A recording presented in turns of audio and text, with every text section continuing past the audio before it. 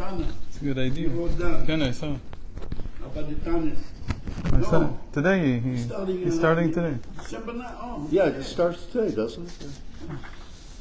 he's So. a very, very busy person. So much involved. So today we're on.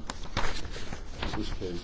Yeah, we finished. Vinei lavin kol Oh, zeh. this on the website, and it translates well. Oh, okay. Yeah. Okay, I was gonna do a translation also, but didn't get around to it yet.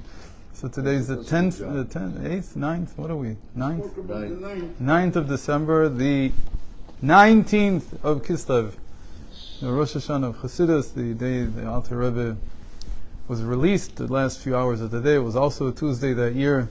What? Really? Tafkuf Nun Tet, meaning 1899. Actually, it was 1898 still. 1798 still. Yeah. And really the first Nun Test, 1798. Like now, we have been switched. Yeah. So the main thing is that after he was released, everybody says it's called after Peterburg. Peterburg. Leningrad. But really, nothing happened for 2 years almost. Nothing happened. Nothing changed. Okay. He went back to Lozhna, Oh. and everything continued the way it was. Nothing really changed. I've talked about this many times. And then he was arrested again in 1801. And the second arrest changed everything. He wouldn't go back to Lozhna. He never went back to Lozhna again.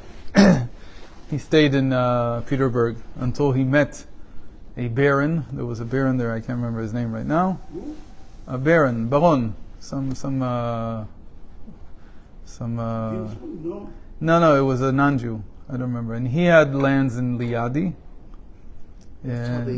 And he built up. And he built him 3 buildings first of all, and then he came. He came at the end of the summer, towards the end of the summer, and that was it. He stayed in Liadi, and that was the end of Taf Kuf Samech Aleph, very end. So we're talking about 1801, and once he was in Liadi, everything changed.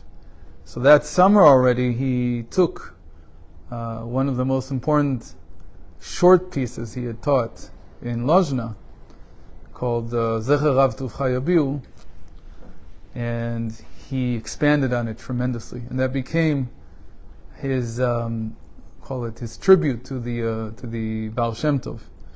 Because basically, in that mimer, in that essay, he explained the Baal Shem Tov's life, the way he lived according to Kabbalah, like what the whole idea was.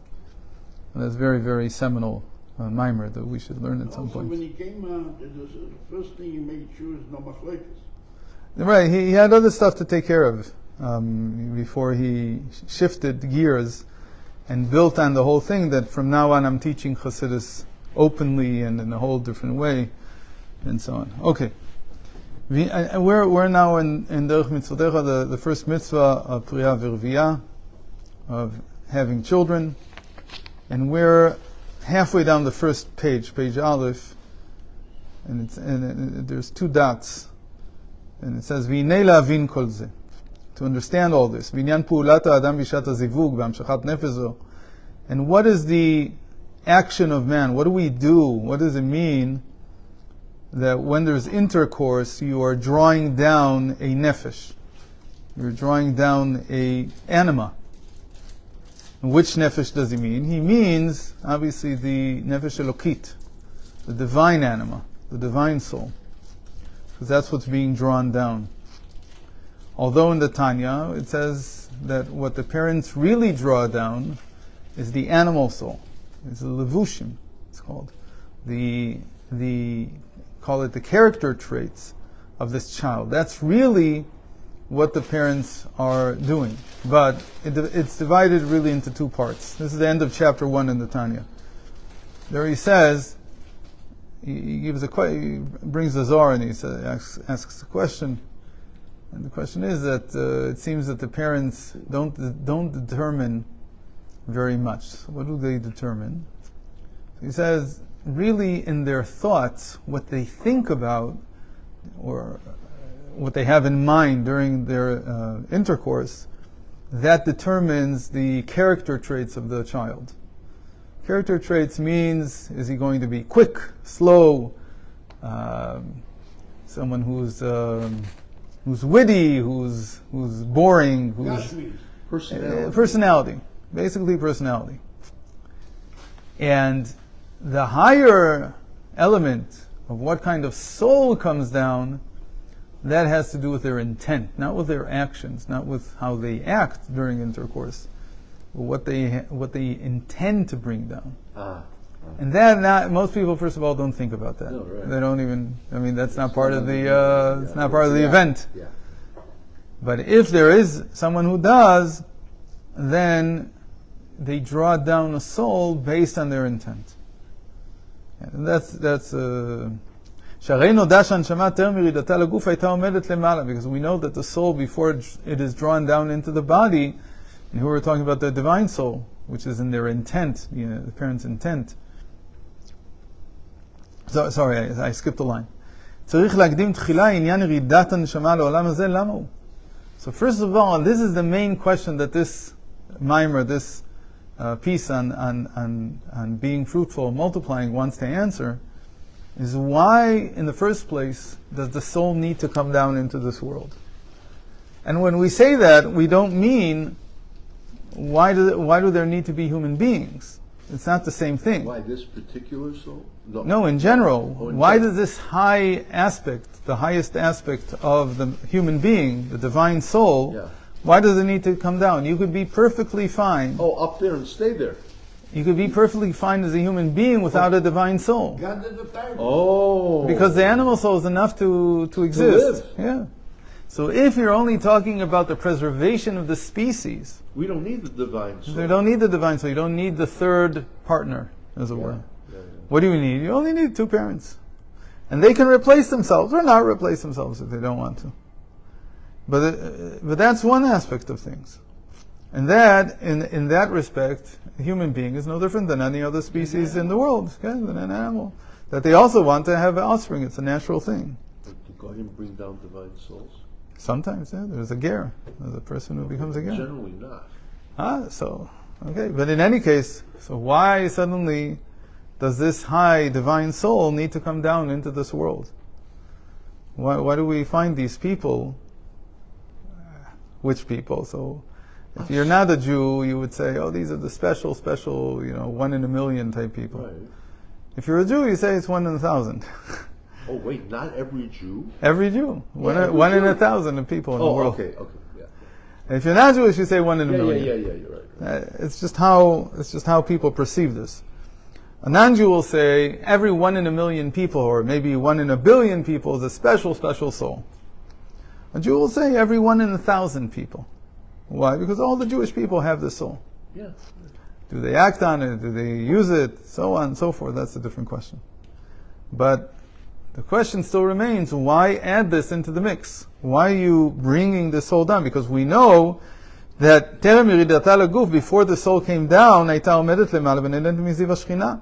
It was standing above and enjoying the divine presence, the aura around the divine presence, the ziv hashchina. Ki dichtiv ba'Eliyahu, as Elijah the prophet said, Chai Hashem asher amadati lefanav. In 1 Kings 17:1, he says, he swears in God's name that I stood before him. And so the literal meaning there is, I stood before him in prayer, whatever else, I was serving before him. But the sages say that what do we mean? What does he mean? That I stood before him before I came into this world. Because he's swearing in God's name. How do you know God? From this world you know God, you don't know him. He says he knew him as a soul. So, Chai Hashem asher amanti lefnav. In the name of God who I stood before him. And each soul had a different location, call it in paradise, in the Garden of Eden above. And that's called the world of Atzilut. That's called the world of emanation. או בבריאה, או ביצירה, ועשייה. But paradise is built out of all the levels. So there could be a lowly soul. It's still a divine soul. It's divine in the sense that it was seeing godliness before it came into this world. It's lowly in the sense that it belongs to the world of action. Meaning that this is a divine soul whose talent lies in active things. And there's one whose talent lies Before he comes right, down. there's emotion, and that's the Yetzirah. And then there's the Bria, there's one whose intellect is great. And then there's the highest, like Eliyahu, who's in the world of Atzilus. Even there, meaning whatever you have down here, you also have up there. Well, he was here already. Who? Eliyahu.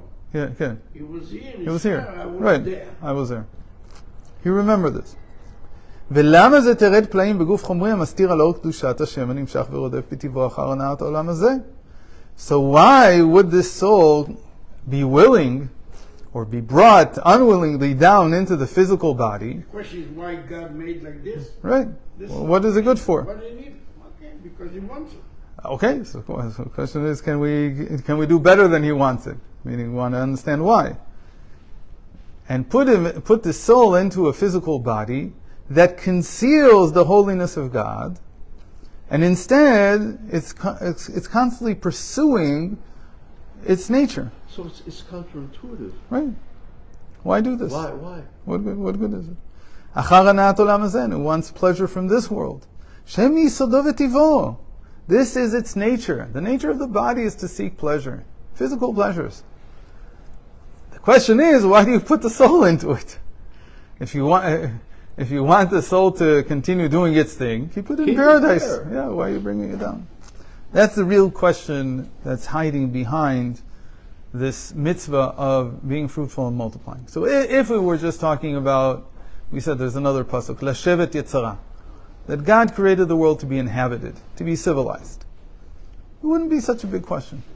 Why? Sorry. The question of why are there people, why we've commanded to have offspring, wouldn't be so big, because just to civilize, just to inhabit the world, you don't need these souls. No, right. These souls are not part of the whole story. Right. So, from that perspective, it's not a question. It's a question when you add in this saying from the sages that we saw yesterday, that there are three partners in the creation of man. His father and mother, which again is just to inhabit the world, but then also God Himself. And God Himself brings the divine soul down. And the question is, what does God want from this partnership? What does He get out of it? What's His interest in this? That's the question. The question is not about why do you need to inhabit the planet, because that's what He wants creatures to do. Why? Okay. But why does God want a part of Him to be here and to descend down into this reality and to be forsaken in a sense? God brings the soul down and He forsakes it, because the soul can't see godliness when it's in the body. It's a very, very difficult and long process. There are people who had some siyata dishmaya, crazy help from above, that they feel godliness all the time. Like the Baal Shem Tov, he went out into the forest and all he could see was godliness. Reb Nachman, all these special people, there's something else. Some of them reach it through intellect, like the Alter Rebbe, who at age 8, nobody could teach him anymore, because he already knew everything. So he was a smart kid, really smart. So he understood what was being said to him. He understood the implications. It doesn't necessarily mean that he saw godliness, but he understood godliness. It's different. Some people have crazy help from above, but most people don't. So why do this to the soul? And again, you can't blame the body for seeking physical pleasure, because that's how it's built. Asher hem hagormim hester ve'elem elokuto yitbarach. And these physical pleasures that are in the body's innate nature are what cause a person to not be able to see godliness, because godliness is the opposite of that. Doesn't mean that godliness is not also in physical pleasure. It just means that when you're pursuing physical pleasure, and that's what you're looking for, you can't see God. What you see is the physical, and what you are seeking is the physical. It's not that God is not physical, He's just as physical. but that's not the first way that we understand him. We first understand him as being the opposite of the physical. Our first understanding, again, this is very important, that God is in the end also the physical. But What do you mean God is the physical? he's just as much physical as he is spiritual, and he's neither. Right? Oh, okay. We've said this many times. Okay. וגם כי באמת כלא הוא כל תענוגי וחמדי העולם הזה, מה שיכול להיות גם אילו חי 1000 שנים בשלווה והשקט בבטח, והיה מלך המלכים, עד אשר לא יחסר לו כל מה שבעולם מהתענוגים, ולכן כדאי באמת להיות נערכים מכמות תענוג אלוקי שעה אחת. גם במדרגות היותר פחותות. Really, you can't even compare if a person would live for 1,000 years and be the king of kings and have every single physical pleasure. You can't compare all that he would gain from it to 1 hour of the soul being before the divine presence. So what's there to gain from this? Here he's saying there is something in the physical pleasure. But even if you would collect all the physical pleasure in the There's world, nothing compared to you can't compare to that. Right? So again, this is the classic Chabad formulation of this question. דהיינו כמאמר ז"ל, שעה אחת של קורת רוח בעולם הבא מכל חיי העולם הזה. Sometimes he says the opposite way. Sorry? Sometimes he says the opposite way. Right, we'll see that. We'll see the continuation in a second. But the beginning of the Mishnah that he's now quoting is, how do we know this? The sages encapsulated this in one short sentence. They said, better is 1 hour of pleasure above. Olam haba here means the world of the souls, doesn't mean the world to come. It means the world of the souls. The way the soul was, the divine soul was before it came down into the world. Mikol chayei olam hazeh, more than all the life of this world. And what they mean by all the life of this world is not just one person's life. All the life, all the pleasures anybody could ever receive, everything together, is not equivalent to 1 hour of pleasure above in the divine. שרוצה לומר, אפילו שעה אחת בגן עדן התחתון. And when he says, in the opposite direction, what does it mean 1 hour above? He says, even if you're in the lowest rung, we said that there are souls from the world of Asiya. There are souls that come from the world of action above. The lowest place that there is. Even that is still better than all the pleasure you could gain in this physical world. V'kal v'chomer b'gan eden, all the more so in the higher realms of paradise. Asher en gan eden tachton lo aroch klal. And how do we know that really there's no comparison? It's not commensurate. The lower to the higher, because שבעליית הנשמה מגן עדן תחתון לגן עדן עליון צריכה לטבול בנהר דינור לשכח על התענוג שבגן עדן תחתון כדי שלא יבלבלו בגן עדן העליון. When a soul is taken up a rung, and it goes from a lower state in paradise to a higher state, the Zohar says it has to tavel, it has to immerse, except, what are you going to say, that it immersed in the mikveh? It's not going to work. So the imagery of the Zohar is you immerse in the river called Dinur. And Dinur is Aramaic for fire. Dinur, made out of fire. So it's like this image, because you can't say that you immerse in a mikveh, it wouldn't work, so we say you immerse in a river of fire. And it doesn't mean that it's painful. It's an image. What is it meant to say? It's meant to say that you have to forget, you have to, as it were, strip yourself of your previous existence in order to appreciate the new existence. And there's an example of this in the Gemara. I don't remember if he brings it or not. He doesn't bring it here. Other places he bring it. The Rabbi Zera, who was a sage that was living in Babylon, and then he wanted to come to the land of Israel. He wanted to make Aliyah. So when he when he wanted to do that, he first fasted for 100 days. Why? Because they said, in order for me to understand the Torah of Eretz Yisrael, the Torah of the land of Israel is different from the Torah, the level of understanding that you have in Babylon, outside the land of Israel. So I have to fast for 100 days to forget what I understood previously. The same idea that as you ascend, you have to forget the past. Right? There's always, this is, by the way, this is one of the basic ideas in spirituality, that when a person has a very difficult time, to the point where they forget who they were, they forget who they are, they're like erased, they feel that they're not in this world. So we say to them, Hashem is preparing you for something new. and you need to forget the past. You're going into a new world now. It says that in chapter 27 in Tanya. It says when there's a really bad thing that comes down to a person, he should know that this is really God's mercy on him. It's really God's kindness. But there's no vessel for it. Because there's no vessel for it, it seems to break everything that you know. It shatters everything. But really what you're receiving is something new. In any case, there's this concept that repeats everywhere, that when you are going from one level to the next, the previous level has to be stripped away. You can't really take it with you initially. Eventually you, like Yaakov, you go back and collect the small vessels that you left behind. Pachim Ktanim. Pachim Ktanim, I believe, is 288. I think that's what it's equal to Rapach. I think it's famous Gematria from the Arizal.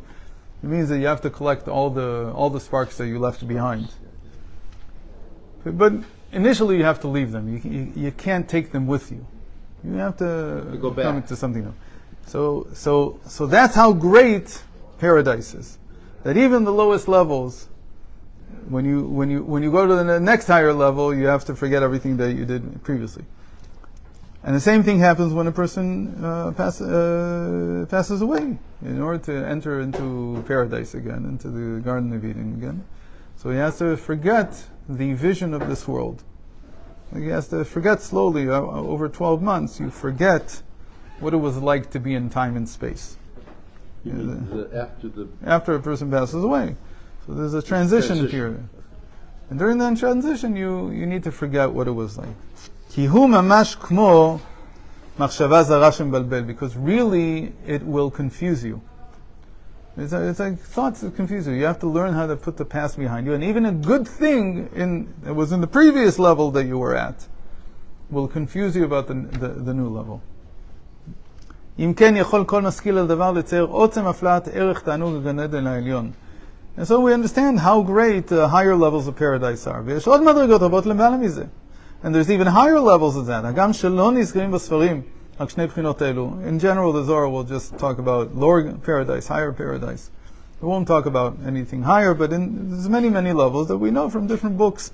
אבל באמת נודע לנו מפי סופרים קדושי עליון אשר נהירים לה ושביל לדרקיע, שיש מדרגות להן קץ, אשר כל אחד היא מעולה, מעלה מבחינה שלמטה ממנו, והדרך שאמור עזר להגיע החיות כנגד כולן, וכולו, ולזה כיוונו רז"ל באומרם תלמידי חכמים אין להם מנוחה, שמר ילכו מחיל אל חיל, בבחינת עליית עולמות להתענג על השם. So the bottom line is that from other books, except for the Zohar, we know that there's many, many levels, and all these levels are one after the other higher, that you have to go into this river of fire in order to ascend to the next level. So you have all these levels, and 1 hour, even in the lowest level, is better than all the life that you can have in the physical realm.